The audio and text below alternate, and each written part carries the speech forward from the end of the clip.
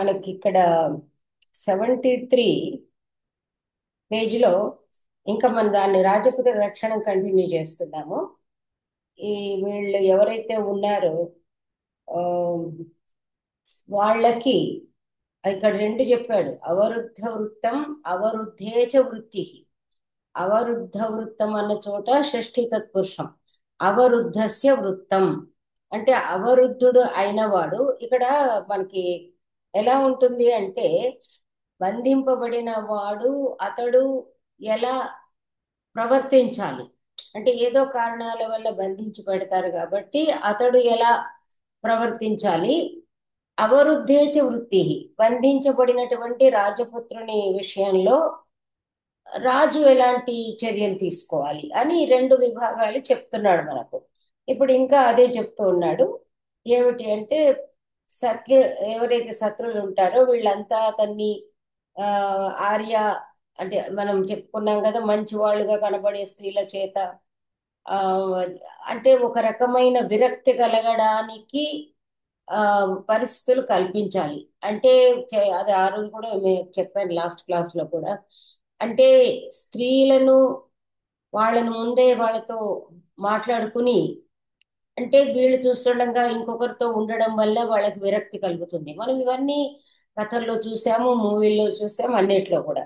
అదే విధంగా ఏదో మద్యకామం, యోగపానేన ఏదో మనము మద్యం వాడికి ఉంటుంది సాధారణంగా. యంగ్ ఏజ్ లో వ్యసనాల పట్ల వ్యామోహం ఉంటుంది. విరక్తి ఎలా కలిగించాలి అంటే, అదేదైతే మద్యం ఉందో దాని వల్ల దుష్పరిణామం కలిగేటట్టును, అది కాకుండా కొంచెము అసలు ఆ పానంలోనే ఒక రకమైన వెగటు పుట్టించేట్టుగా ఆ విధంగా చేసి దాని పట్ల విరక్తి కలిగించాలి.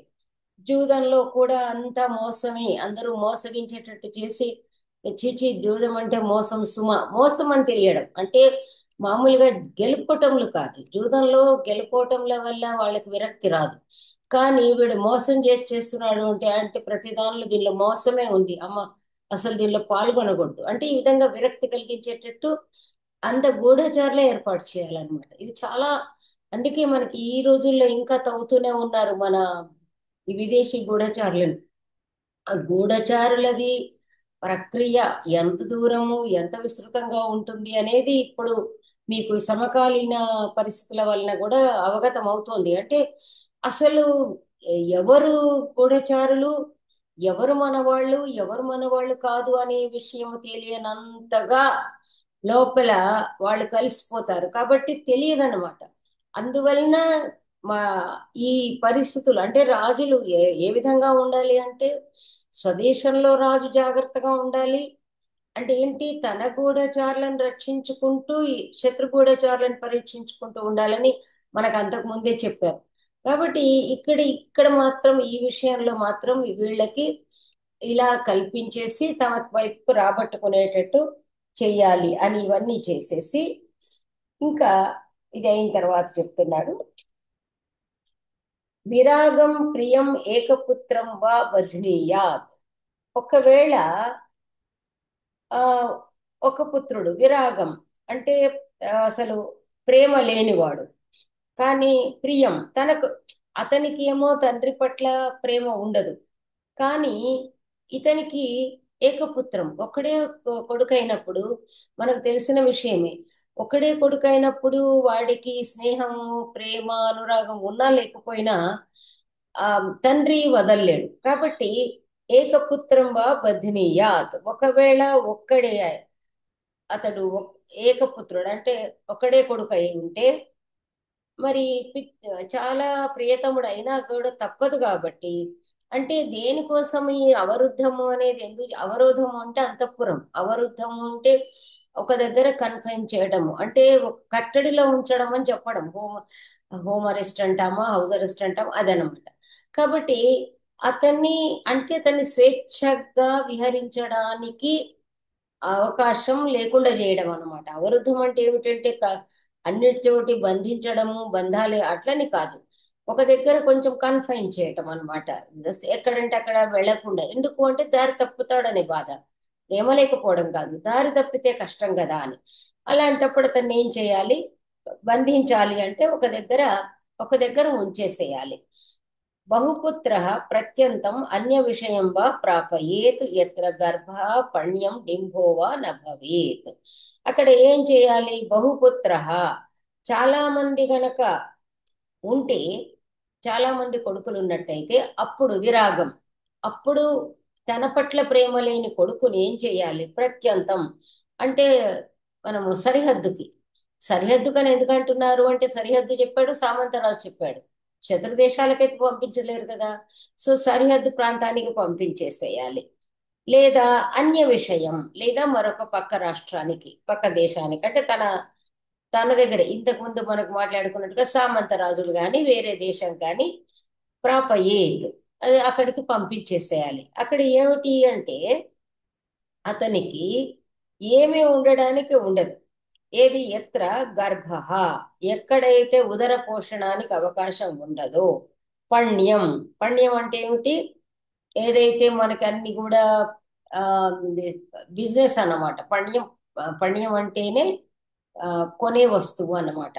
అంటే కొనడానికి ఏ వస్తువు లేని చోట, అంటే మనం అంటాం కదా, ఏ కుగ్రామంకో ఎక్కడికో పంపిస్తే, ఏదైతే రాజభవనంలో విలాస వస్తువులు భోగ జీవితం అలవాటు పడి ఉంటారో వాటికి అవకాశం లేని చోటికి పంపించమంటున్నాడు.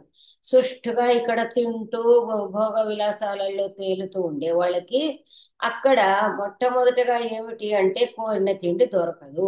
గడ్డి గాదం ఏది ఉంటే అది తినాల్సిందే.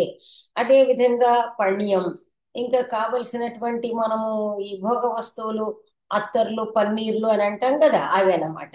అలాంటివి తనకు కావలసిన విలాస వస్తువులు దొరకని చోట. అలా తర్వాత డింభ, డింభ అంటే మోసగాడు, కపటుడు. అంటే ఏదో రాజుకి అపకారం చేయడానికి అవకాశం. డింభోవా న భవేత్ అంటే అక్కడ ఎవడో ఒకడు కపటి కపట జీవి ఉన్నాడంటే, అంటే మోసగాడు ఉన్నాడంటే, అలాంటి వాళ్ళతో చేరి వీడు అదే పని చేస్తాడు. కాబట్టి ఎత్ర గర్భ పణ్యం డింభోవా న భవేత్, ఎక్కడైతే ఉదర పోషణానికి ఏముండదో, విలాసానికి ఏముండదో, తర్వాత మోసగించడానికి అవకాశం ఏదైతే ఉండదో, వీడు మోసగాడు కాకుండా డింభో న భవేత్, వీడికి అపకారం చేసే అవకాశమే ఉండకూడదు. అలా ఉండే చోట పంపించాలి. ఇంకా ఆత్మ సంపన్నం అయితే ఆ మన విరాగం ఉండొచ్చు, కానీ ఇక్కడ ఉండడానికి ఇష్టపడని వాడు, అంటే ఒక విరాగం అంటే ఏమిటి? ఇక్కడ దుష్టుడు కాడు వాడు, కానీ అంతగా మహాప్రేమ అది లేనప్పుడు ఏం చేయొచ్చు అంటే ఆత్మ సంపన్నం, మంచి గుణవంతుడైతే గనక అతన్ని సేనాపతి, ఇది సైనాపత్యే అంటే సేనాపతి స్థానంలో కానీ యువరాజ్యే, యువరాజుగా కానీ నియమించాలి. అంటే ఏమిటి ఇక్కడ? దుష్టపుత్రుడైతేనేమో బయటకు పంపించేయాలి.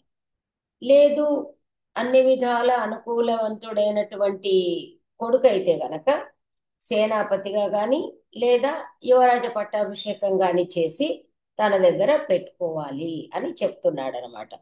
అంటే తన దృష్టిలో ఉండేటట్టుగా, తన సేనాపతి అన్నప్పుడు ఏమవుతుంది, ఇతను మహారాజు కాబట్టి ఇతనికి రిపోర్ట్ చేస్తూ ఉంటాడు కాబట్టి ఆల్మోస్ట్ కంట్రోల్లో ఉండడమే. యువరాజు అంటే కూడా ముందుగా ఇతని డిసిషన్స్ ఉంటాయి తర్వాత. అయితే ఇది చెప్తూ ఇంకొక విషయం ఏం చెప్తున్నాడు అంటే, సాధారణంగా ఇక్కడ ఏదైతే చెప్తున్నాడో పుత్రులు అన్నదానికి మనము రాజపుత్రులు అని అనుకోక్కర్లేదు. మనం పుత్రులు అన్నప్పుడు సంతానము, నిజం చెప్పాలంటే దీని సంతానం అని కూడా కాకుండా మనం జనరల్ మీనింగ్ లో తీసుకున్నట్టయితే, సాధారణంగా మనుషుల్లో ఈ మూడు రకాల బుద్ధులు ఉంటాయి అని చెప్తున్నాడు. ఇది మనం జనరల్ గా అప్లై చేసుకోవచ్చు. ఏమని? బుద్ధిమాన్, ఆహార్య బుద్ధి, దుర్బుద్ధి ఇది పుత్ర విశేషాహ. ఇక్కడ మూడు విషయాలు చెప్పాడు. ఒకటి బుద్ధిమాన్, బుద్ధిమంతుడు. ఆహార్య బుద్ధి, ఆహార్య బుద్ధి అనే దానికి తన డెఫినేషన్ వేరే ఇచ్చాడు. అసలు కొంచెం ఈ తర్క న్యాయ శాస్త్రాలు ఆహార్య బుద్ధి అంటే తెచ్చిపెట్టుకున్నది అన్నట్టుగా ఉంటుంది, కానీ ఇతని అన్ని టెక్నికల్ టర్మ్ కదా. సో ఆహార్య బుద్ధి, ఆహార్య బుద్ధి అతడే చెప్తాడు ఏంటో. దుర్బుద్ధి, దుర్బుద్ధి మనకు అర్థమైంది. ఇక్కడ ఏం చెప్తున్నాడు? శిక్ష్యమాణో ధర్మార్థ ఉపలభతే చ అనుతిష్టతి చ బుద్ధిమాన్. బుద్ధిమంతుడు అని ఎవరిని మనం గ్రహించాలి అంటే శిక్ష్యమాణం, ఏదైనా చెప్పిన దాన్ని అంటే ధర్మార్థౌ శిక్ష్యమాణ. బాబు ఇది ధర్మము, ఇది అర్థము అంటే అర్థం అనేది న్యాయార్జితమై ఉండాలి. అసలు ఆ పురుషార్థం అంటే ఏమిటి, ధర్మార్థాలకు ధర్మ అర్థ కామ మోక్షాలు అన్నారు. నిజం చెప్పాలంటే నిత్య జీవితంలో సమాజానికి ఉపయోగకర, ఇప్పుడు పర్సనల్ అని మనం అంటాం కదా, వ్యక్తిగతంగా ఉపకరించేవి కామ మోక్షాలు. కామము కానీ మోక్షం కానీ ఒక ఆత్మ తృప్తికి ఆ ఉపయోగపడే విషయాలు. ఆ రెండు పురుషార్థాలు కూడా ఎక్స్క్లూజివ్లీ సెల్ఫ్ అన్నమాట. ధర్మ అర్థాలు రెండూ కూడా సామాజిక శ్రేయస్సుకు మూల కారణాలు. కాబట్టి సామాజిక బాధ్యత అని మనం మాట్లాడుతూ ఉంటాం కదా, ఆ సామాజిక బాధ్యత ఏదైతే ఉంటుందో అది ధర్మార్థ విచక్షణ ద్వారానే అది అలవడుతుంది. కాబట్టి ధర్మం ఏమిటి, అర్థం ఏమిటి అని ధర్మార్థాలను బోధించినప్పుడు వాటిని ఉపలభతే, ఆ జ్ఞానాన్ని పొందడము అంటే వాటి స్వరూపాన్ని అర్థం చేసుకోవడము, అనుతిష్ఠతి చ, తర్వాత దాన్ని అనుసరిస్తాడు కూడా. మామూలుగా మనం రెండు చెవులతో ఈ చెవితో విని ఆ చెవితో వదిలేయడం కాకుండా వింటాడు, గ్రహిస్తాడు, ఆచరిస్తాడు. స బుద్ధిమాన్, అతన్ని బుద్ధిమంతుడు అంటారు. ఉపలభమానోవా అనుతిష్ట ఉపలభమానో న అనుతిష్ఠతి ఆహార్య బుద్ధి. ఇప్పుడు మనము ఆ అదే దుర్యోధనుడు ఉన్నాడు చూడండి, జానామి ధర్మం నచమే ప్రవృత్తి, జానామి అధర్మం నచమే నివృత్తి అని ఒక పెద్ద పాపులర్ శ్లోకం ఉంటుంది. ఆహార్య బుద్ధి వీడికి ఏమిటి అంటే ఉపలభమానో అపి, అంటే వాడికి అర్థం కాదా ధర్మార్థం అంటే తప్పకుండా వాడికి తెలుసు అన్నమాట. ఇప్పుడు నిద్రపోతున్న వాడిని లేపొచ్చు కానీ నిద్రను అభినయిస్తున్న వాడిని లేపలేము అని ఎలాగైతే ఉందో మనకి అది కూడా ఉంది కదా, అజ్ఞ సుఖమారాధ్య అని ఏదైతే భర్తృహర్షం ఉందో దానికి తెలుగు అనువాదం కూడా అద్భుతంగా చేశారు. తెలియని మనుజుని సుఖముగా తెలుపందగు సుఖతరముగా తెలుపగవచ్చు, తెలియని వానికి తెలిసియు తెలియని నరుదెల్ప బ్రహ్మదేవుని వశమే అంటాడు. కాబట్టి ఇక్కడ కూడా వీడు తెలిసి చెయ్యని వాడు, తెలిసి చెప్పింది ఆచరించని వాడిని ఏమీ చెయ్యలేము. ఉపలభమాన న అనుతిష్ఠతి స ఆహార్య బుద్ధి. వాడికి తెలుసు మంచి ఏమిటో తెలుసు, చెడేమిటో తెలుసు, వింటాడు, తెలుసుకుంటాడు, కానీ ఆచరించడు, అనుసరించడు. అతను ఆహార్య బుద్ధి. ఇక అపాయ నిత్యో ధర్మార్థ ద్వేషీచ ఇది దుర్బుద్ధి. ఇంకా వీడు అపాయ నిత్య, ఎప్పుడు కూడా అపాయాలకి కారణభూతుడవుతాడు. అంటే చెడు చేయడమే వాడి అలవాటు. వాడి పేరే దుర్బుద్ధి. అంటే బుద్ధి లేదని కాదు, బుద్ధిని మొత్తం దుర్మార్గము అంటే దుష్ట మార్గానికి మళ్ళింపజేసేవాడు దుర్బుద్ధి. నిజం చెప్పాలంటే మనం ఇప్పుడు రామరావణులను చూసుకున్నా, ఆ అర్జున దుర్యోధనులను చూసుకున్నా, ఎవరిని చూసుకున్నా కూడా మీరు ఒకసారి అబ్జర్వ్ చేసినట్టయితే తెలివి తక్కువ వాళ్ళు ఉండరు. ఎవరైతే బ్యాడ్ ఫెలో అంటామో, ఇప్పుడు సోకాల్డ్ టెర్రరిస్ట్ ఏదన్నా మహామేధావులే, వాళ్ళకి తెలివి లేదు అంటే మనకి తెలివి లేదని అర్థం. వీళ్ళందరూ మహా చెడ్డవాడికి మహా తెలివి గలవాడై ఉంటాడు. ఎవరైతే దుర్మార్గుడు అని మనం అంటామో వాడి మేధాశక్తికి ఏమాత్రం లోపం ఉండదు. ఎవరైతే బుద్ధిమంతుడు ఉంటాడో ఆ బుద్ధిమంతునితో సమానమైన ప్రతిభ కలవాడు దుర్బుద్ధి.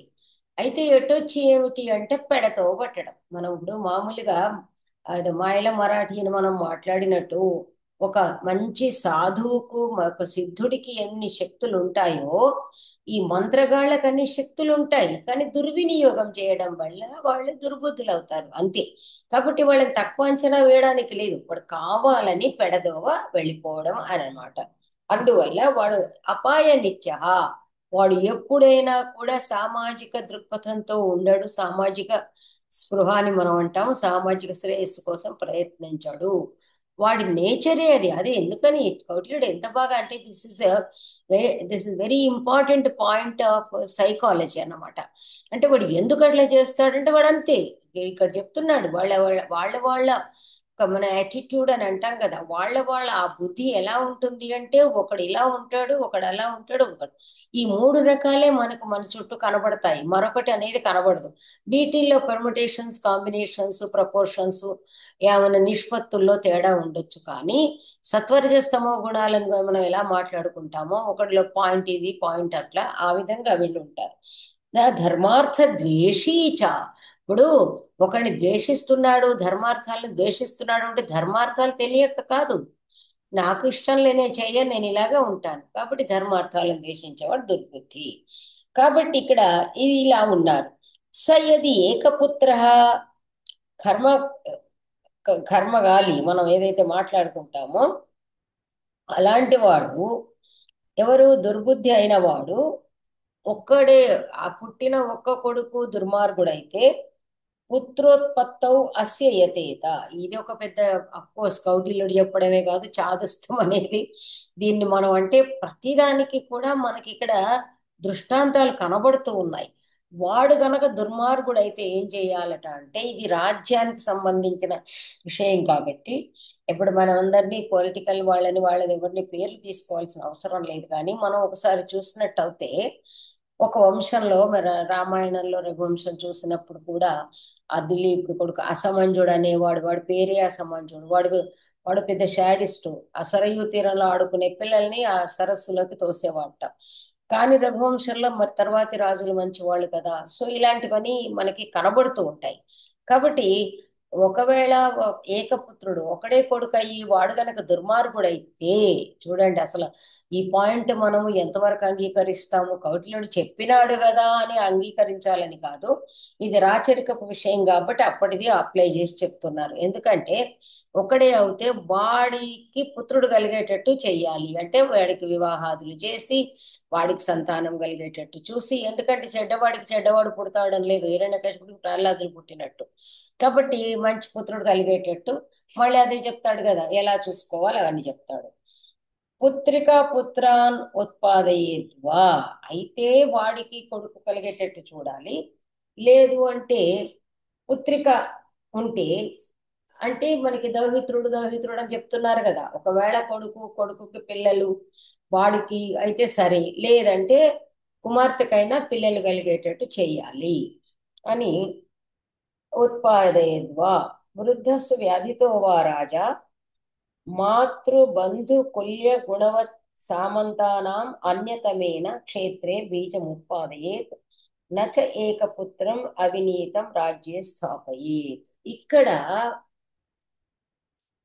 ఒకటి ఏం చెయ్యాలి అంటే, ఇక్కడ నియోగం అనేది మహాభారత కాలం నుంచి మనకు వస్తూ, ఇక్కడ ఏం చెబుతున్నాడు, రాజు రాజుకి ఇంకా అసలు ఆ ఆ వృద్ధుడు గనక అయితే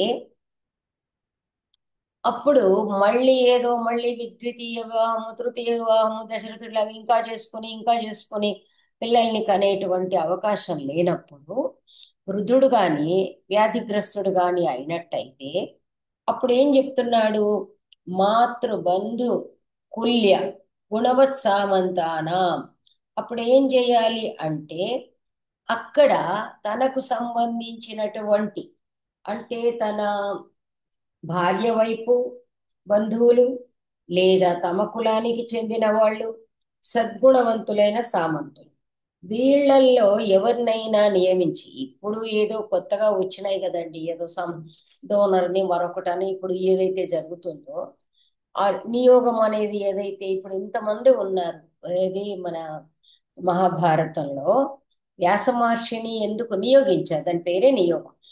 వ్యాస మహర్షిని ఎందుకు నియోగించారు అంటే సత్యవతికి, అంటే అతని బంధువే, ఇప్పుడు సత్యవతి కుమారుడే కదా, సో కాబట్టి ఏం చేశారు, సత్యవతి కుమారుడు కాబట్టి వ్యాసుని చేత సంతానాన్ని కలిగేటట్టు చేశారు. అంటే ఏమిటి అంటే సేమ్ సేమ్ అదే వంశానికి చెందిన వాళ్ళై ఉండాలి.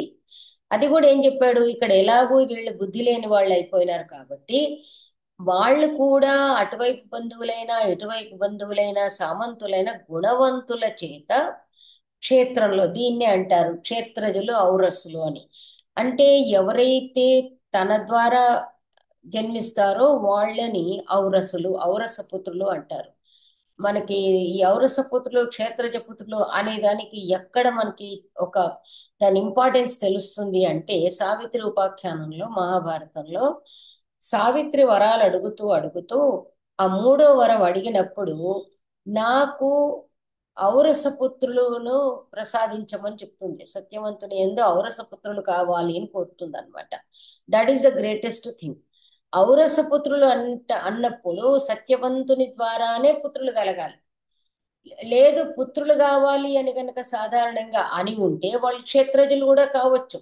అంటే సత్యవంతుడు ప్రాణాలతో తిరిగి రాకున్నా ఆమెకు పుత్రులు కలిగేటువంటి యోగం ఉంటుంది. కానీ అలా అనలేదు. అక్కడ ఔరస పుత్రులు అనే వర్డ్ వాడతాడు వ్యాసుడు.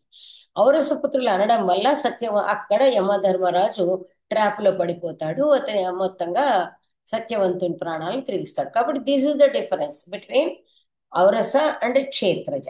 క్షేత్రజ అంటే ఏమిటి? ఎవరి చేత అయినా సరే, క్షేత్రము తల్లి అన్నమాట. అంటే ఎవరి సంతానమైనా కూడా వాళ్ళు క్షేత్రజులు. ఇప్పుడు ఫర్ ఎగ్జాంపుల్ మనము ఇప్పుడు పాండవులను గురించి మనం మాట్లాడాల్సిన అవసరం లేదు. నియోగంగా దేవతలు కాబట్టి అది అనలేదు. కానీ అదే మనం వ్యాసుడి విషయం తీసుకున్నట్టయితే, ఎవరైతే వీళ్ళ విచిత్ర వీర్యాదుల వాళ్ళ పిల్లలు ఉన్నారో వాళ్ళంతా కూడా క్షేత్రజులు అన్నమాట. ఎవరు? ధృతరాష్ట్రుడు, పాండురాజు, విదురుడు, వీళ్ళు ఎవరైతే ఉన్నారో వీళ్ళు ఔరస్సులు. కురువంశానికి అంటే వ్యాసుని ద్వారా ఔరసులైతే వ్యాసునికి ఔరసులే కానీ వీళ్ళకి కారన్నమాట, క్షేత్రజులు అనమాట. కాబట్టి ఈ నియోగ పద్ధతి అనేది అప్పుడు ఉంది, కౌటిల్య కాలంలో ఉంది, ఇప్పుడు ఉంది. ఎటొచ్చి ఏమిటంటే ఇప్పుడు లేదు అని చెప్పడానికి లేదు. ఏ డాక్టర్నైనా కాలర్ బట్టి అడిగితే తెలుస్తుంది. అయితే ఎప్పుడైతే మనధర్మ శాస్త్రాదులు అంటే మనం దీన్ని బట్టి గ్రహించుకోవాల్సింది ఏంటంటే, నిజం చెప్పాలంటే లా అనేది ఇంచుక కొంచెము ఆ రోజుల్లో ఈ సమాజాన్ని దృష్టిలో పెట్టుకుని, వంశాలను దృష్టిలో పెట్టుకుని ఆ ఆ మన దీన్ని పరిస్థితులను బట్టి నిజం చెప్పాలనంటే అప్పుడే కొంచెమంత ఆ ఫ్లెక్సిబిలిటీ ఉండేవి రూల్స్. కానీ ఎప్పుడైతే మను వాళ్ళు వచ్చేసి, అందుకంటారు కదా, ఒక స్ట్రిక్ట్ లా ఏర్పరిచాడో, ఏర్పరిచిన తర్వాత ఏమైందంటే ఈ దాంపత్యము, ఈ అతిక్రమణ కూడదు అన్నప్పుడు ఇవన్నీ కూడా వచ్చిన తర్వాత ఇప్పుడు ఒకవేళ అలాంటివి ఉన్నా కూడా బాహాటంగా చెప్పకుండా ఉండాల్సిన పరిస్థితి వచ్చింది అనమాట. విచ్చలవిడితనం ఎప్పుడైతే మీరిపోయిందో, ఇదేమో ఒక అత్యవసర పరిస్థితి చెప్పినప్పుడు రాజ్యం కానీ సంపన్నులు కానీ అలా కాకుండా దాన్ని అలవోకగా తీసుకోకుండా ఉండడానికి ఒక కట్టడి, ఒక చట్టం బిగించారన్నమాట. సో ఆ విధంగా అంటే నియోగము ఎంతవరకు కరెక్టు, ఎంతవరకు తప్పు అని గనక ఎవరన్నా, ఇప్పుడు సాధారణంగా మీరు నన్ను ప్రశ్నించారు, ఆ ఇక్కడ మనది కాదు. కానీ మనము సమాజంలో ఇలాంటి విషయాలు ఇంకొకరికి పాఠం చెప్తున్నప్పుడు కానీ, ఒక డిస్కషన్ లో, ఒక డిబేట్ లో మనం పార్టిసిపేట్ చేస్తున్నప్పుడు కానీ ఇలాంటి అంశాలు లేవనెత్తి హేళన చేయడానికి ఆస్కారం ఉంటుంది. అంటే ఆ రోజుల్లో సమాజం ఇలా ఉండింది, ఇలా ఉండింది అని వెక్కిరించడానికి అవకాశం ఉంటుంది. లేదా మన వాళ్ళు ఇప్పుడు ఓహో మేము ఆదర్శవంతంగా ఉంది, అప్పుడు లేదు, విధవా వివాహం ఇవన్నీ కొత్తగా మేము పెట్టాము అని వీళ్ళు ఏదైతే స్త్రీ ఇది ఉంటారు కదా, ఫెమినిజం వీళ్ళు గోల పెడతారో అప్పుడు అది కాదు. అసలు ఆ రోజుల్లో అన్ని హక్కులు, అన్ని చట్టాలు అన్ని అద్భుతంగా అందరికి అనుకూలంగానే ఉండినయి అని చెప్పడానికి, చూపడానికి మాత్రమే మనం ఇంత డీటెయిల్ గా చెప్పుకోవడం. అదర్వైజ్ ఇందులో డిస్కస్ చేయడానికి అంతగా ఏమీ లేదు. This was the need of the society. అది అలా నడిచింది. ఓకే. ఇక అయిన తర్వాత ఒకటి చెప్తున్నాడు, బహూనాం ఏక సంరోధ పితా పుత్రహితో భవేత్ అన్యత్రాపద ఐశ్వర్యం జ్యేష్ఠ భాగితు పూజ్యతే. ఇక్కడ చాలా మంది కొడుకుల్లో ఒకడు గనక ఏదో ఉంటాడు కదా కర్మగాలి, ఆ పూజలో పళ్ళల్లో పూలలో ఏదో లోపం వస్తే ఒకడు అలాంటి వాడు పుడితే అప్పుడు ఏం చేయాలి? ఆ ఒక్కడిని కొంచెము కంట్రోల్ చేయడం అంటే ఆ, ఎక్కడో ఒక దగ్గర వాణ్ణి జాగ్రత్తగా ఆ సంరోధ అంటే బంధించి ఉంచడం అని కాదు. ఇప్పుడు ఇక్కడ ఎప్పుడు కూడా కట్టేసి ఉంచడం అని కాదు. వాడి మూమెంట్స్ రిస్ట్రిక్ట్ చెయ్యాలి. పిత పుత్రహిత భవేత్, తండ్రి ఎప్పుడు కూడా పుత్రుని హితకారి అయ్యే ఉండాలి, హితాన్ని కోరేవాడే ఉండాలి. తర్వాత జ్యేష్ఠ భాగి, ఇక్కడ ఏమిటి అంటే అన్యత్ర ఆపద, ఒకవేళ ఏదన్నా ఆపద ఏర్పడ్డము అంటే ఏమన్నా అయితే పెద్దవాడికి తప్ప, మామూలుగా అయితే ఈ వారసత్వం ప్రకారం చూసినట్టయితే ఇదే కదా మనకు ఆ దుర్యోధనుడు ధర్మరాజుల గొడవ జరిగింది.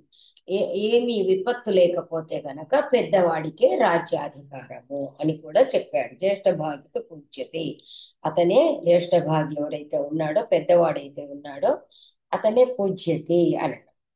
తర్వాత లేదు అలా కాదు, కులస్యవా భవేద్ రాజ్యం కులసంఘో హి దుర్జయ, అరాజ వ్యసనాబాధ శశ్వత ఆవసతి క్షితిం. ఇక్కడ ఆ మనకి ఇంకో మాట ఏం చెప్తున్నాడు, ఇది మామూలుగా మనకి జాగ్రఫీలో వాటిల్లో కూడా ఈ కౌటిల్యుని హిస్టరీ జాగ్రఫీలో ఇతను పేర్కొంటాడు. అంటే గ్రూప్ ఏదైతే కుల సంఘం, సంఘ పరిపాలన అన్నమాట. మనం మామూలుగా డయార్చీ మొనార్కీ డయార్చీ విన్నాం కదా, ద్వంద్వ పరిపాలన ఇత్యాదులు. అలా కాకుండా ఒక గ్రూపుగా ఏదో లిచ్చవి ఇత్యాదులు ఏవో ఉన్నాయి కూడా, వంశాల పేర్లు కూడా చెప్తారు. అది కూడా ఒక చోటు వస్తుంది, ఇక్కడ రాదు. ముందు ముందు మన అర్థశాస్త్రంలోనే చెప్తాడు. సంఘ సంఘాలు కూడా అంటే ఒక టీం లాగా పరిపాలించడము. ఇప్పుడు మామూలుగా మనం భట్టి విక్రమార్క కథల్లాగా వింటాము, భట్టి కొన్నాళ్ళు విక్రమార్కుడు కొన్నాళ్ళు పరిపాలించాడు అన్నట్టు. ఇప్పుడు కూడా ఇదేదో వీళ్ళది గొడవ పెడుతున్నారు కదా, సీఎం గారు వీడో రెండేళ్ళు వాడో రెండేళ్ళు అని. సో అంటే ఈ విధంగా కుల సంఘం అయినా కూడా పర్వాలేదు, మొత్తం వాళ్ళు కలిసి ఒక కోఆర్డినేషన్ తోటి పరిపాలించుకోవచ్చు. కులసంగోహి దుర్జయ. ఈ వీళ్ళందరూ గనక నిజంగా రాజవంశంలో అందరూ ఉంటే ఏమవుతుంది, అందరూ కూడా రెస్పాన్సిబిలిటీ ఫీల్ అవుతారు. మన మీద క్యాబినెట్ అన్నట్టుగా ఆ రాజ సమూహం ఏదైతే ఉంటుందో ప్రతి వాడు కూడా రెస్పాన్సిబిలిటీ ఫీల్ అవుతాడు. ఏదైనా ఉంది అంటే ఇంపార్టెంట్ కీ డిసిషన్స్ లో వాళ్ళవి మనం ఓ ఇద్దరు ముగ్గురు అనే ఏదే సంభూయ సముత్థానం అంటారు కదండి, కార్పొరేట్స్ అంటారు కదా, ఈ జాయింట్ వెంచర్స్ జాయింట్ ఆ టైప్ లో మన జాయింట్ అడ్మినిస్ట్రేషన్ చూసుకోవచ్చు. మనము సిగ్నేచర్ కూడా ఒక్కొక్కసారి జాయింట్ ఇది ఉంటుంది చూడండి, అథారిటీ, ప్రెసిడెంట్, సెక్రటరీ ఇట్లాంటివి ఏవో ఉంటాయి. ఆ విధంగా మనకు వచ్చిన ప్రాబ్లం అంతా సిగ్నేచర్ కదా, ఏదైతే రాజముద్ర ఉంటుందో అక్కడ కదా. సో అది అలా ఉండొచ్చు అని చెప్తున్నాడు. ఎప్పుడైతే గనక మనకు అరాజ వ్యసన ఆబాధ శశ్వత ఆవసతిక్షితం, కుల సంఘం గలక ఉన్నట్టయితే ప్రాబ్లం ఉండదు. కాబట్టి ఇంకా ఆ మనకి అరాజ వ్యసనాబాధ ఏది లేకుండా, అరాచకం అనేది కానీ ఇంకా వేరే ఏది లేకుండా చక్కగా భూమి మీద సుస్థిరంగా ఉంటుంది అని చెప్పి ముగించాడు. అంటే మనకి ఉమ్, ఆ, అంటే ఒక రాజ్యంలో, రాజ్యమే కాదు ఇది అందరికీ వర్తిస్తుంది. మహా కంపెనీలు, కార్పొరేషన్స్, మొన్న ఎవరిది మనకి టాటాదా ఎవరిదో చెప్పారు కదా, Ratan Tata some I don't remember exactly, ఒక కంపెనీ అతను కూడా ఎవరికో ఇచ్చాడు అని. అంటే పిల్లలు లేకపోవడం వల్ల ఇష్టం వచ్చిన వాళ్ళకి ఇవ్వచ్చు, పిల్లలు చాలా మంది ఉంటే అందులో సమర్థులైన వాళ్ళకి ఇవ్వచ్చు అనేది. అది రాజ్యం అనే కాదు, ఏదైనా కూడా ఇక్కడ ఏంటి మనం అర్థం చేసుకోవాల్సింది అంటే ఒక రెస్పాన్సిబుల్ హెరిడిటీ ఉన్నట్టయితే, అంటే ఒకానొక కంపెనీ, ఒక కంపెనీ యజమాని ఉన్నట్టయితే ఆ కంపెనీ యజమాని చూసుకోవాల్సింది ఏమిటి అంటే ఆ కంపెనీ యొక్క బాగోగులు చూసుకోవాలి, తరతరాలుగా అది అలాగే ప్రాస్పర్ అయ్యేట్టు చూసుకోవాలి. అలాంటప్పుడు ఎవరికి అసైన్ చేయాలి, ఏదైనా సరే ఇలా అన్నమాట. అంటే ఒక ఎనీ ఎస్టాబ్లిష్మెంట్ గనక ఓనర్స్ అయి ఉన్నప్పుడు, మన ఇళ్లలో అంటే మనకు ఉన్నది ఏదో ఆస్తులు పాస్తులు, కానీ ఎప్పుడైతే ఇలాంటి ఎస్టాబ్లిష్మెంట్స్ ఒకటి చేస్తారో అప్పుడు అంటే దానిలో ప్రజలు కూడా ఇన్వాల్వ్ అయి ఉంటారు. కాబట్టి ప్రజలకు సంబంధించిందే. ఇప్పుడు పరిపాలన అనేది ఒకటి మీరు జనరల్ గా అండర్స్టాండ్ చేసుకోవాల్సింది ఏంటంటే అడ్మినిస్ట్రేషన్. కాబట్టి అడ్మినిస్ట్రేషన్ అన్నప్పుడు ఎవరికి సంబంధించింది, జనాలకు సంబంధించి ఉంటుంది. కాబట్టి ప్రజా సంబద్ధమైనటువంటి ఏ వెంచర్ అయినా, ఏ ఎస్టాబ్లిష్మెంట్ అయినా దాని యొక్క ఓనర్ అనేవాడు, దాని నెక్స్ట్ హెయిర్ ఎవరు ఉండాలి, వారసుడు ఎవరు ఉండాలి అనే విషయంలో చాలా జాగ్రత్తగా ఉండాలి. తన వాళ్ళు వాళ్ళ ఒకవేళ డిఫరెంట్ డిఫరెంట్ ఉంటే ఏం చెయ్యాలనేది మనం కౌటిల్యుడి అర్థశాస్త్రంలో నుంచి నేర్చుకోవాల్సిన అంశం అన్నమాట. అంటే రాజ్యం అంటే ఇప్పుడు రాజ్యమే లేదు, రాజు అనేవాడు లేడు, ఏకఛత్రాధిపత్యము లేదు. అలాంటప్పుడు కౌటిల్యుడి అర్థశాస్త్రం హౌ ఇట్ ఈస్ రిలవెంట్ అంటారు. మన ముందు అపోనెంట్స్ కూర్చుంటారు, పూర్వపక్షులు కూర్చుని అడుగుతారు, ఏమిటండి అర్థశాస్త్రాన్ని గురించి మాట్లాడుతున్నారు, హౌ ఇట్ ఈస్ రిలవెంట్ అంటారు. దానికి ముందు మనము మొహం తెల్లబడకుండా ఏదో మనకి ఏదో మన ఖసూచి అనే ఒకటి ఉంది. ఖసూచి అంటే ఆకాశం కేసి చూడడం, అంటే పైకి కళ్ళు తేలేసి చూడడం, అలా కాకుండా దానికి మనము అందులో ఉన్న ప్రిన్సిపల్స్ ఏవైతే ఉన్నాయో ఆ ప్రిన్సిపల్స్ మనకి డే టు డే లైఫ్ లో ఎలా ఉపకరిస్తాయి, ఎలా మార్గనిర్దేశనం చేస్తాయి అనేది మనము అది ఆ, సమాజానికి తెలియచెప్పాలన్నమాట. అదర్వైజ్ రాజు లేడు, రాజ్యరికం లేదు, అతని కౌటిల్య సిద్ధాంతాలు మనకు ఏ రకంగా ఉపయోగపడతాయి అంటే కాదు. ఒక సిద్ధాంతం అనేది ఏదైతే ఉంటుందో అది ఫిలసాఫికల్ కావచ్చు, మ్యాథమెటికల్, ఎనీ సిద్ధాంతం, అది అది ఎప్పుడు కూడా శాశ్వతంగా ఉంటుంది. కాలానుగుణంగా దాని యొక్క స్వరూపంలో భేదాలు రావచ్చు, కానీ మూల సిద్ధాంతం ఏదైతే మూల సూత్రం ఉంటుందో అది తప్పకుండా కూడా చాలా సటిల్ గా ఉంటుంది. అది ఎప్పుడు కూడా అన్వయించుకోవచ్చును అనే విషయం మనం గ్రహించుకోవాలి. తర్వాత అంటున్నాడు ఇప్పుడు మళ్ళీ చతుర్దశ పంచదశ ప్రకరణయోహో అవరుద్ధ వృత్తం అవరుద్ధే చ వృత్తి అని చెప్తూ ఉన్నాడు. రెండు చెబుతూ ఉన్నాడు. ఒకటి ఏమైపోయింది అంటే ఆ, అవరుద్ధస్య అంటే బంధింపబడిన వాడు ఏమి చేయాలి అనేది. ఇప్పుడు అవరుద్ధే, మరి బంధింపబడిన వాడు అతని విషయంలో ఎలా ఉండాలి అన్నప్పుడు ఇక్కడ చెప్తూ ఉన్నాడు. ఏమని చెప్తున్నాడు అంటే ఆ ఎవరైతే బంధింపబడినాడో అతడు అతన్ని ఎలా ఎలా ఏమేం చెయ్యాలి, అతడు రాజుతో ఎలా వ్యవహరించాలి, రాజు అతనిని ఎలా దారికి తీసుకురావాలి, ఇలా రెండు ఉన్నాయన్నమాట. కాబట్టి ఏం చెప్తున్నాడు, ఆ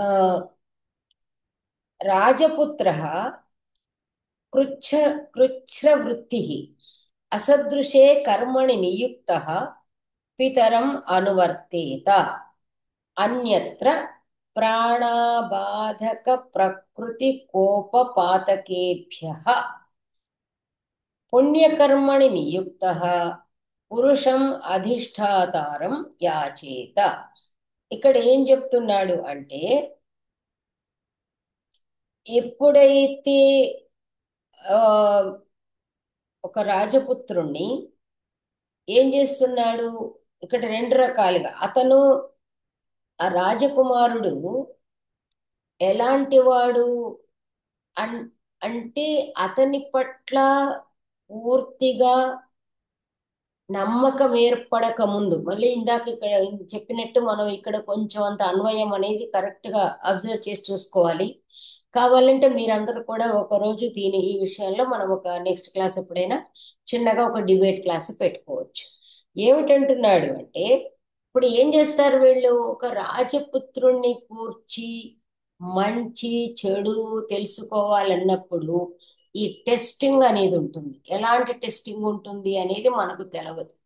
కాబట్టి ఏం చెప్తున్నాడు, రాజపుత్రుణ్ణి కృచ్ఛ్రవృత్తి కష్టమైనటువంటి పనిలో, అంటే అతను చేయడానికి తగని పనిలో, అసదృశే కర్మణి నియుక్త, అతనికి యువరాజుగా పాపము చేయాల్సిన పని కాదు, అలాంటి పనిలో నియమిస్తాడు రాజు. ఎందుకు నియమించాడు అనేది మనకు తెలియదు. ఒకవేళ రాజకుమారుణ్ణి తండ్రి గారు అతనికి కూడని పనిలో, చాలా కష్టమైన పనిలో నియమించినట్లయితే అప్పుడు ఏం చెయ్యాలి అంటే ఎదురు తిరగకూడదు. పితరం అనువర్తేత, సరే తండ్రి చెప్పింది అనుసరించాలి. కాకపోతే ఎక్కడ అంటే అన్యత్ర, ఎప్పుడు అది చేయాలి అంటే ప్రాణ ప్రాణాబాధక ప్రకృతి కోపపాతకేభ్యః, అంటే అక్కడ ప్రాణాపాయం ఏర్పడిన, ప్రకృతి అంటే ప్రకృతి మండలము, ఈ అమాత్యాదులు వాళ్ళ కోపం వల్ల కలగడం వల్ల గాని, అంటే ఇతనికి ప్రాణాంతకమైన పరిస్థితి ఏర్పడమైనా, లేదా ఇతడు ఏదైతే పని చేస్తాడో దాని కారణంగా అమాత్యాదుల్లో కూడా కోపము ప్రకోపించి ఇతని పట్ల ఒక రకమైనటువంటి వ్యతిరేకత ఏర్పడేది ఉన్నా అలాంటప్పుడు మాత్రము తండ్రి చెప్పిన పని చేయకూడదు. మనకు ఉపాధి మన అదేమిటి ఉపాధి పరీక్షల్లో ఎలా చెప్పారు? తగని పని చెయ్యాలి అని చెప్పడము, దాన్ని ఓకే అనడము, నాట్ ఓకే అనడం అనేది ఒక టెస్టింగ్. ఇక్కడ ఇది టెస్టింగ్ కాదా అనేది చెప్పట్లేదు. కానీ ఇక్కడ ఇద్దరిట్లో రాజమూర్ఖుడా రాజపుత్రుడు మూర్ఖుడా అనేది మనకి చదివినప్పుడు హిస్టరీ చదివినప్పుడు తెలుస్తుంది. రాజపుత్రుణ్ణి తగని పనిలో నియమించినప్పుడు పర్వాలేదు, కష్టమైన పనిలో చేయకూడని పనిలో నియమిస్తే పర్వాలేదు అని సైలెంట్ గా అబ్జర్వ్ చేస్తూ ఉండాలి. కానీ ఏదైతే ఇతనికి రాజు పురమాయించాడో ఆ పని వల్ల ఇతనికి ప్రాణాంతకం ఏర్పడినా, ఈ పని వల్ల అమాత్యాదులలో వ్యతిరేకత వాటిల్లే ప్రమాదం ఉన్నా అప్పుడు మాత్రం ఆ పనికి తండ్రి చెప్పినా అంగీకరించకూడదు, చెయ్యకూడదు. పుణ్యకర్మణి నియుక్త పురుషం అధిష్టాతారం యాచేత. దీన్ని మీరు బహుశా నేను అనుకుంటాను you may have to discuss a lot. మంచి పనికి నియమిస్తే కూడా, మంచి పనిలో నియమించినా కూడా ఏం చేయమంటున్నాడు అంటే తన పైన ఒక సూపర్వైజర్ను ఉంచమని అడగాలి అంటున్నాడు. ఏమంటున్నాడంటే మంచి పని చేస్తాడు, ఆ మంచి పని కూడా నేను చేస్తాను నిజమే, కానీ నా పైన ఒక అధికారిని ఉంచండి, ఆ అధికారి పర్యవేక్షణలో నేను చేస్తాను అంటే టెస్టిమోని. అంటే ఇతడు పని చక్కగా చేస్తున్నాడా లేదా అనేది ఏదైతే సర్టిఫికేషన్ అవసరమో దానికోసమని ఒక అధికారిని నియమించమని అడగాలట ఇతనే అడగాలి, నాన్నగారు నేను చేస్తాను కానీ మీరు ఒక పెద్ద ఆయన్ని నాకు కొంచెం అండగా నాకు ఉంచండి, ఆయన పర్యవేక్షణలో చేస్తాను అని అడగాలట. పురుషాధిష్ఠితశ్చ సవిశేషం ఆదేశం అనుతిష్ఠేత్. ఆ అధికారి పర్యవేక్షణలో చక్కగా ఏదైతే రాజు ఆదేశం ఉందో, రాజు అప్పచెప్పిన పని ఉందో చక్కగా దాన్ని నిర్వహించాలి. నిర్వహించడమే కాక అభిరూపం చ కర్మఫలం ఔపాయనికం చ లాభఫలం పితు ఉపానయేత్. ఇక్కడ ఏం చేస్తాడు? పని మంచిగా చేస్తున్నాడు. అతను ఏమంటున్నాడు? మంచి పనిలో నియమించబడ్డాడు. పుణ్యకర్మణి ఒక ఏదన్నా కావచ్చు, ఒక టెంపుల్ కావచ్చు, ఒక అనాథాశ్రమంగా, అప్పుడు అనాథాశ్రమం అనేది లేదు, అందరినీ రాజు చూసేవాడు. ఒక తపోవనం కావచ్చు, ఒక నది నిర్మాణం కావచ్చు, ఏదన్నా కావచ్చు.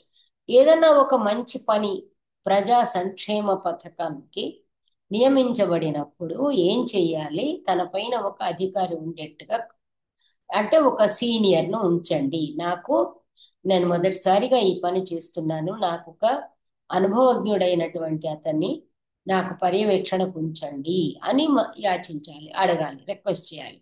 చేసిన తర్వాత సమర్థవంతంగా అతడు చూస్తుండగా, అంటే అతను అబ్జర్వ్ చేస్తూ ఉంటాడు, సో సమర్థవంతంగా ఆ పని నిర్వహించాలి. నిర్వహించినప్పుడు దానికి తగినటువంటి రిజల్ట్ వస్తుంది, దానికి తగిన కర్మఫలం అనేది వస్తుంది. ఏ పని చేస్తాడో ఆ పని ఆటోమేటిక్గా, ఏ పని చేసినా మనం ఏ సంక్షేమమో దానికి రిటర్న్ వస్తుంది మనకి. అది మళ్ళీ మనకు ఇంకొక ప్లేస్ ఫర్ డిస్కషన్. కాబట్టి ఒక మంచి పని చేసినప్పుడు దానివల్ల ఒక మంచి ఫలితము, మంచి అప్రిసియేషన్ వస్తుంది. అదే విధంగా ఉపాయనం అంటే కానుక. ఎప్పుడైతే మంచి పనులు చేస్తారో, ఇప్పుడు మనం ఎక్కడో చాలా ఇస్తాం, మనకు కావాల్సింది మీరు ఊళ్ళల్లో చూసినట్టయితే, పల్లెటూళ్ళల్లో, ఈ హైదరాబాద్లో ఎవరు కప్పు కాఫీ కూడా ఇవ్వరు, కానీ పల్లెటూళ్ళల్లో డాక్టర్లకు కానీ ఇంకొకళ్ళకి కానీ ఒక పంతుళ్ళకి కానీ ఏమి లేదు, ఫ్రెష్ పువ్వులు తెచ్చిస్తారు, మంచి పళ్ళు తెచ్చిస్తారు, కూరగాయలు తెచ్చిస్తారు. ఇవన్నీ ఉపాయనాలు. భక్తితో, డబ్బులు ఇవ్వరు, క్యాష్ కాదది. చక్కగా అప్పుడే నిగనిగలాడే పొలంలో పడినటువంటి పళ్ళు కానీ కూరగాయలు కానీ తెచ్చిస్తారు. సో ఇవి ఎలా ఔపాయనికం. ఏదైతే కానుక రూపంలో, అంటే కానుకల రూపంలో అంటే ఒక వర్తకుడు ఉన్నాడంటే నిజంగానే ఏ రత్నాలో ఇవి అపురూపంగా వచ్చినా ఈయన ఇవ్వచ్చును, ఏదన్నా ఒక డ్యూటీనో కష్టమో ఏదో ఫ్రీ చేసినప్పుడు. ఆ విధంగా అదంతా కూడా తండ్రికి పితుహు ఉపానయేత్, తానే మింగేయడం కాకుండా దాన్ని తీసుకొచ్చి ఇది వచ్చింది అని మహారాజు గారికి నివేదించాలి, తండ్రి గారికి చూపించాలి అని చెప్తూ ఉన్నాడనమాట.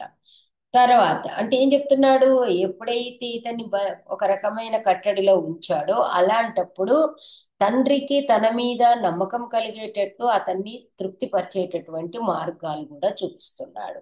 ఆ తర్వాత చెప్తున్నాడు, తథాపి అతుష్యంతం అన్యస్మిన్ పుత్రే దారేషు వా స్నిహ్యంతం అరణ్యాయ ఆపృచ్ఛేత అని. ఇక్కడ ఏం చెబుతున్నాడంటే, ఇది కూడా మీకు మనకి డిస్కషన్ ఎక్కడ వస్తుందంటే, ఇప్పుడు చాలా మంది ఇప్పుడు పుత్రులు ఉన్నప్పుడు మనకి మామూలుగా ఈ కౌటిల్యుడు రాసిన దానికి మూలమైన చంద్రగుప్తుడి విషయమే తీసుకున్నట్టయితే, చంద్రగుప్తుడిని అతడు ఎక్కడ రాజ్యానికి తీసుకోలేదు కదా, ఎక్కడో దాసిపుత్రుడు అంటారు, మరో భార్య పుత్రుడు అంటారు, ఇలా ఉన్నాయి కదా మనకి.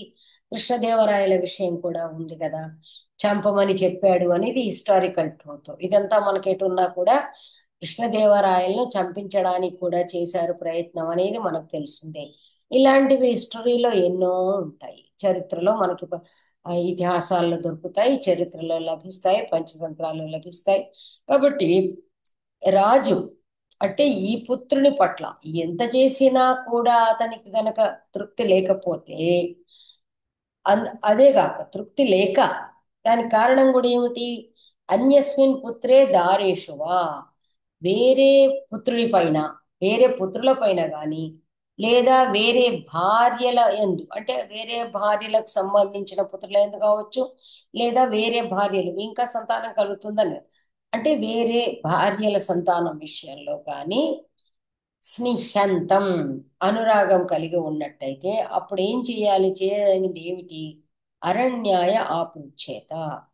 నాకు రాజ్యం పైన మమకారం లేదు, నేను అరణ్యానికి వెళ్ళిపోతాను, తపస్సు చేసుకుంటాను అని ప్రాణాలతో బయటపడితే చాలు, ఏదో బతుకుంటే బలిసాను వచ్చేది అంటారు కదా. సో ప్రాణరక్షణ, హాయిగా ఆ అడవికి పోయి ఆకులెలములు తింటూ బతకొచ్చని ఆ అరణ్యానికి, వనవాసానికి అనుమతి అడగాలి. బంధవద భయాత్ వా యః సామంతః న్యాయవృత్తిః ధార్మికः సత్యవాక్ అవిసంవాదకः ప్రతిగ్రహీత మానయిత చ అభిపన్నానాం తం ఆశ్రయేత. ముందుగా ఎంతకీ తృప్తి పడకపోతే అరణ్యానికి పోతా అనాలి, అంతవరకు అలా అది సరే, ఇదేం పర్వాలేదు, కష్టమైన పనులు నియమించాడు అంతవరకు. కానీ బంధవద భయాత్, ఒకవేళ రాజు ఉద్దేశ్యము గనక ఇతన్ని బంధించడమో వధించడమో ఉన్నట్టయితే, ఇది ఎందుకు అని మీరు అడగక్కర్లేదు, మీకే అర్థమవుతుంది. కారణాలు ఏముంటాయి అంటే, ఎప్పుడైతే బహుభార్యలు ఉంటారో, బహుభార్యల పుత్రులు ఉంటారో, రామాయణం దానిపైనే కదా ఆధారపడింది. ఎప్పుడైతే ఉంటుందో, రాజు మంచివాడైనా కూడా ఇతర భార్యలు వాళ్ళ ప్రోద్బలం వల్ల కూడా బంధవధ భయం ఉండొచ్చును, బంధింపబడవచ్చును, వధింపబడవచ్చును. రాముడిని అరణ్యాలకు పంపించలేదా, ఏమి మాట్లాడలేకనే కదా అతను, రాముడు అరణ్యాలకు 14 ఏళ్ళు, ఒక రోజు కాదు 2 రోజులు కాదు 14 ఏళ్ళు పంపించాడంటే అర్థం ఏమిటి.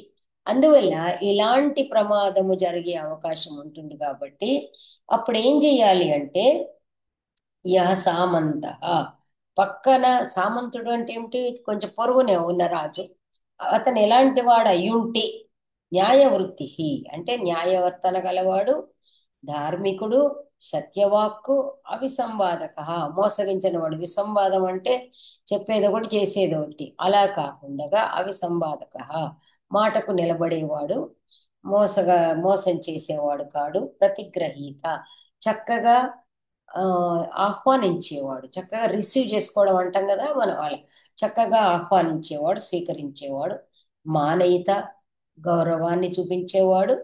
అభిపన్నానాం మానయిత, తనని ఆశ్రయించే వాళ్ళని, తనని చేరవచ్చిన వాళ్ళని గౌరవప్రదంగా స్వీకరించేవాడు. మామూలుగా ఆశ్రయానికి వెళితే కొంచెము చులకన భావంతో చూస్తారు, అలా కాకుండా చాలా మంచి ధార్మికుడైనటువంటి సత్యవాక్ పరిపాలకుడైనటువంటి సామంతరాజు ఆశ్రయం కోరి వెళితే అవమానించని వాడు, సాదరంగా స్వీకరించేవాడు, అలాంటి అతన్ని ఆశ్రయించాలి. ఆశ్రయించి ఏం చెయ్యాలి? తత్రస్థ, ఆ సామంతుని అధీనంలో ఉంటూ, మనకి ఇవన్నీ కూడా మనకి మన హిస్టారికల్ వాటిల్లో వస్తాయి. ఏమిటి అంటే అక్కడ ఉండి మెల్లి మెల్లిగా ఆ, బలాన్ని పుంజుకొని, ఇదంతా కూడా this politics also comes in our మనకి ఈ సంధి షాడ్గుణ్యంలో వస్తుంది. షాడ్గుణ్యం అనేది ఒక అధికరణం ఉంది దీనికి, దానిలో వస్తుంది ఫారిన్ పాలసీలో కూడా. తత్రస్థ కోశదండ సంపన్న ప్రవీర పురుష కన్యా సంబంధం అటవీ సంబంధం కృత్యపక్షోపగ్రహం వా కుర్యాత్. అక్కడ ఏం చేయాలి? కోశాన్ని సమీకరించుకోవాలి, సేనను సమీకరించుకోవాలి, అంటే మంచి అలయన్సెస్ క్రియేట్ చేసుకోవాలి, చాలా మందితో సంబంధాలు కలుపుకోవాలి. ప్రవీర పురుష కన్యా సంబంధం, మంచి మంచి వీరులతో ఎలాంటి సంబంధాలు చేసుకోవాలి? వాళ్ళ కన్యలను పెళ్లి చేసుకోవడం, తద్వారా వాళ్ళ యొక్క ఆ ఏమిటి సానుభూతి, స్నేహము అన్ని దొరుకుతాయి. అలాంటి అటవీ సంబంధం, సో వీరులైనటువంటి వాళ్ళతో సంబంధ బాంధవ్యాలు చేసుకోవాలి, ఆటవీకులతో స్నేహ బాంధవ్యాలు చేసుకోవాలి. ఇదంతా చేసుకున్న తర్వాత కృత్యపక్షోపగ్రహం వా కుర్యాత్, మనం కృత్యాకృత్య పక్ష రక్షణం, సెడ్యూసబుల్, ఎవరైతే క్రుద్ధులు వీళ్ళై ఉన్నారో, ఎవరైతే అవలీలగా లోబడతారో అలాంటి వాళ్ళను తనకి చేర్చుకుని తన సేనా బలాన్ని, తన కోశ బలాన్ని, ఆర్థిక బలాన్ని, సేనా బలాన్ని సమీకరించుకుని అవకాశం కోసం చూస్తూ ఉండాలి. తర్వాత ఓ, ఆ, సో అయిపోతుందిలే చిన్నగా. ఇంకా ఏం చెప్తున్నాడు దీనిలో? ఈ పారాగ్రాఫ్ వల్ల మనకి ఏం తెలుస్తుంది అంటే ఎన్ని ఆర్ట్స్ అనేవి రాజకుమారులకు వచ్చి ఉంటాయో చెప్తున్నాడు. ఏకచరహ, సరే అలా కాదు, ఎవరితోనూ చేరకుండా రహస్యంగా మారువేషాల్లో ఉండి అలాంటి వాళ్ళని మనం చూస్తాము. వాటి మంచి సర్వం సహా మంచి కుశలుడైనప్పుడు ఏకచరః సువర్ణ పాక మణిరాగ హేమ రూప్య పణ్య ఆకర కర్మాంత ఆజీవేత్. ఒక్కడే ఉండదలుచుకుంటే, ఏకాంతంగా తిరగదలుచుకుంటే వాడికి ఇన్ని విద్యలు వచ్చన్నమాట. అంటే సువర్ణ పాకం అంటే మనకేమిటి? మామూలుగా మనకి గోల్డ్ గోల్డ్ కోటింగ్ అంటాం మనం సువర్ణ పాకం. నిజం చెప్పాలంటే ఇదంతా కూడా మళ్ళీ కౌటిల్యుడు ఈ ఆకరాధ్యక్ష వాటిలో చూపిస్తాడు, కోశ ప్రవేశ రత్న పరీక్ష వాటిలో చెప్తాడు. అంటే గోల్డ్ ఎన్ని టైప్స్ ఉంటుంది, కోటింగ్ గోల్డ్ ఏంటి, ఒరిజినల్ గోల్డ్ ఏంటి, అంటే రకరకాలు. మనం మామూలుగా కూడా ఏదో తెల్ల బంగారం అంటారు, వైట్ అంటారు, ఇప్పుడు ఏదో కొన్ని రకరకాలు ఇప్పుడు కోటింగ్ గోల్డ్ వస్తుంది చూడండి. నిజం చెప్పాలంటే అదొక పెద్ద స్పెషల్ ఫీల్డ్, మనకి అంత వెళ్ళేంత ఇది లేదు. వాళ్ళు తర్వాత ట్రేడ్ సీక్రెట్ అంటారు, వాళ్ళు మనకి చెప్పరు కూడా. అందువల్ల ఈ గోల్డ్ ప్లేటింగ్ అంటాం కదా, గోల్డ్ కవరింగ్, ఆ గోల్డ్ ప్లేటింగ్, తర్వాత మణి రాగము, మణిలు అంటే డైమండ్స్, వాటికి ఏదైతే ఉంటాయో వాటిని ఐడెంటిఫై చేయటము, తర్వాత వాటికి ఏదైనా మనం అంటాం ఫినిషింగ్ చేయటము, ఇవన్నీ కూడా తెలిసి ఉన్నవాడు. హేమ రూప్య, హేమ అంటే బంగారం, అంటే బంగారు పనులు తెలిసిన వాడు. రూప్య వెండి, బంగారు వెండి వాటి వాల్యూస్ టెస్టింగ్ ఇవన్నీ తెలిసిన వాళ్ళు. తర్వాత పణ్య అంటే వీటన్నిటిలో కూడా ఇక్కడ ఏమిటి అంటే ఏదైతే పణ్యం అంటే ఎనీ మన గూడ్స్, మన మార్కెట్ అదనమాట. So any product which is sold in market. కాబట్టి పణ్య అంటే బిజినెస్ థింగ్స్ అన్నమాట. ఇతర వస్తువులు అంటే ఏమిటి? ఇవేమో హైలైట్స్ ఏవి? గోల్డ్ ప్లేటింగ్, తర్వాత డైమండ్స్ తెలుసుకోవటము, లేక డైమండ్ కటింగ్, ఏదన్నా అనుకోండి. సో మెనీ వెరైటీస్ చెప్పాను కదా, ఒక్కొక్క మన పారాగ్రాఫ్ కి ఒక క్లాస్ అవుతుంది మనకి. ఏదో మామూలుగా మొత్తం ఒక చాప్టర్ అవగొట్టడం కాదన్నమాట. అంటే మీకు రీసెర్చెస్ కి ఎంతెంత ఉందో మ్యాటర్ అనేది చూసుకోండి. అందువల్ల ఇవన్నీ చూసి పణ్య ఆకర, పణ్యం అంటేనేమో ఈ గూడ్స్ బిజినెస్వి, సామగ్రి క్రయ విక్రయాదులు. ఆకరం అంటే మన ఇవి గనులు. కర్మాంతం అంటే ఫ్యాక్టరీస్. సో గనులు, ఫ్యాక్టరీస్ ఇవన్నీ ఏవైతే ఉంటాయో వాటిలో అంటే అవకాశాన్ని బట్టి ఎక్కడ ఇంత తెలివి గలవాడు ఎక్కడైనా ఏదైనా కూడా అతను జీవించగలడు, కాబట్టి వాటి మీద ఆధారపడి జీవించవచ్చు. తర్వాత తర్వాత ఇంకా కొన్ని చెప్తున్నాడు. This I think too much prolong అవుతుంది. నెక్స్ట్ క్లాస్లో ఇది కంప్లీట్ చేద్దాము. తర్వాత నెక్స్ట్ కూడా స్టార్ట్ అయిపోతుంది మనకు. ఓకే, నెక్స్ట్ అంతా సింపుల్ గా ఉంటుంది, ఈత డిస్కషన్ ఉండదు. ఇక్కడ ఇంకా చెప్తాడు. అంటే దీనిలో ఆ, ఏదో మన ఈ పాషండుల ధనము, తర్వాత చాలా ధనవంతులైన విధవా ద్రవ్యము, ఇట్లాంటి మెల్లిగా తీసుకోవచ్చు అని కొన్ని ఐడియాస్ కూడా చెప్తూ ఉన్నాడు.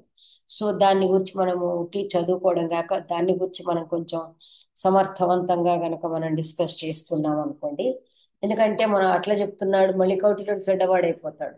మనము చాలా జాగ్రత్తగా కనుక దీన్ని చదువుకోకపోతే, చదువుకొని అర్థం చేసుకోకపోతే, ఇప్పుడు నేను చెప్పడం అనేది కాదు, మామూలుగా దీన్ని ఏదైతే మనం చదువుకుంటున్నామో అది యథ ఏదో యథాలిఖిత పాఠక అని ఎవరయ్యా ధూర్తులైన గురువులు అంటే అది ఉంది. శీఘ్రీకితి శీఘ్రీ గీతి శిరకంపి దధాలిఖిత పాఠక అలా అదేంటి అనర్థజ్ఞోల్పకంఠశ్చేతి వీళ్ళు పాఠకాధమా అని ఒక శ్లోకం ఉంది.